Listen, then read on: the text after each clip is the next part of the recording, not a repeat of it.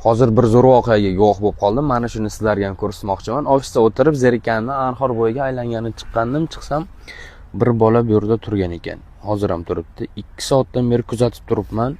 Bu boladagi holatni faqatgina erkaklar tushunadi, ayollar tushunmaydi. O'tirib bu bola siqilyapti, tikka turib siqilyapti, sigaret chekib siqilyapti, osmonga bunaqa qarab siqilyapti, boshini buni egib siqilyapti. Bu bolani qizi tashab ketmagan. Bunaqa holat bizada ham bo'lgan. Qiz bola tashab ketgan erkak kishi bunaqa siqilmaydi. Bu bir. Ikkinchidan, erkaklar o'zini yelkasiga majburiyatlarni o'zi olganda mana shunday bir o'tish davriga, inqirozga duch keladi. Ya'ni ruhiy tomonlama erkaklikka o'tib oladi. Tanasi erkak bo'ladi, lekin ruhiy tomonlama yigitlikdan, o'smirlikdan erkaklikka o'tish jarayoni mana shunday bo'ladi. Men kuchli bo'lishim kerak, men zo'r bo'lishim kerak, men birinchi bo'lishim kerak. Ota-onam menga ishonadi, aka-opalarim menga ishonadi, uka-singillarim menga ishonadi.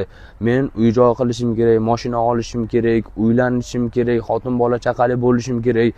Ota-onamni hajga, umraga yuborishim kerak. Ota-onamni orzularini ushaltirish meni zimmamda.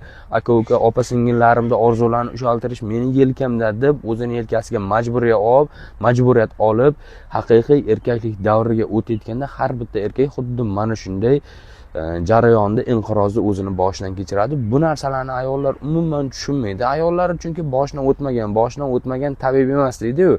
Xuddi shunday boshidan o'tgan tabib deydi. Men tushunganim uchun aytib o'tyapman. Mabodo 18-25 yosh oralig'idagi bolalar, sizlarda ham shunaqa holat bo'lsa, hech bir tushkunlikka tushib, o'zlaringni bo'yinlaringga arqon sovormanglar. Hamma erkakda bunaqa holat bo'ladi. Bu o'tib ketadi. Bu o'tish davri deyiladi. Hech qanaqa yomonlik bo'lmaydi.